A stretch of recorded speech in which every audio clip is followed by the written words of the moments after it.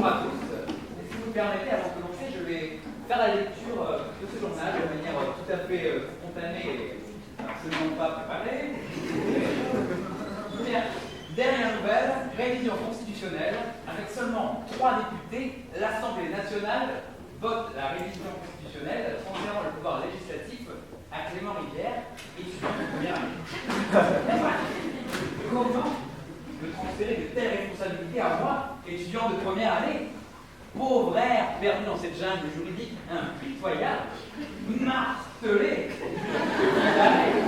pages de doctrine interminable, de dissertation juridique. Mais c'est de la pure folie, laissez-moi de réfléchir un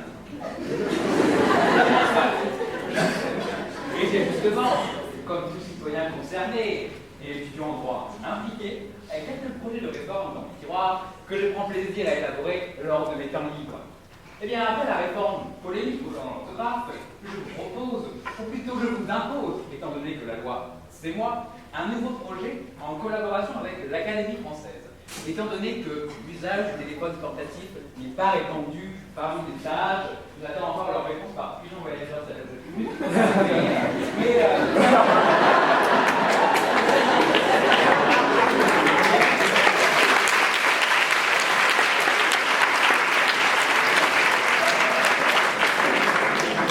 Il s'agit d'une réforme concernant le sens des mots. Vous allez me dire, qu'est-ce que c'est encore que ce projet totalement fumeux? Eh bien, sachez que la langue et la définition des mots est la base du travail de tout juriste, mais aussi des profanes.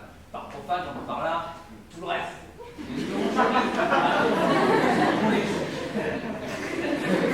Commençons tout d'abord par un mot très courant, à savoir le mot intéressant. Vous, monsieur, ou bien vous, madame, tout à fait intéressant, flatté, et en effet, avec raison, car selon son sens premier, le mot intéressant désigne quelque chose qui est digne de considération de manière tout à fait positive. Mais si vous saviez à quel point je vous jure comment même, vous êtes certainement en PLS sur votre table. PLS, position latérale de sécurité pour les deux. En effet, le mot intéressant cache un côté sombre et peut parfois désigner tout au contraire. C'est en effet un subtil glissement sémantique qui permet de cracher sur quelque chose tout en maintenant une façade parfaitement hypocrite.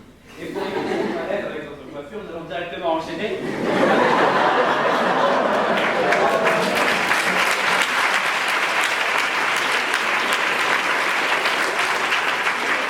allons revenir à un cas juridique avec la fameuse expression interjeter à faire. Il s'agit, comme vous le savez, d'un terme courant désignant le fait d'entamer une action en justice afin de compléter un jugement de première instance.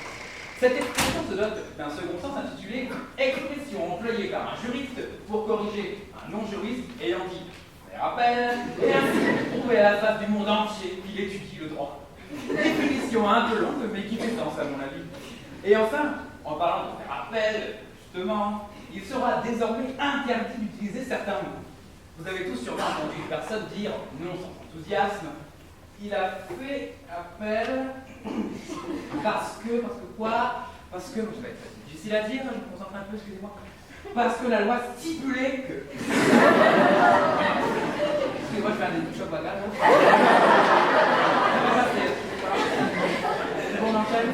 Et donc, afin d'éviter cette forme de malaise tout à fait désagréable, cette réforme va réhabiliter les lettres cachées, chères à l'ancien régime, bien sûr recommandé avec accusé de réception, cela va sans dire, et ainsi pour chaque erreur de sens, ce sera direction Domingo. La loi stipule Domingo. Faire appel Domingo immédiatement. Et j'en passe des meilleurs. Ainsi, vous vous dites certainement que cela est totalement absurde, et vous vous demandez pourquoi une telle réforme? Ce à quoi je répondrai, roulement en tambour.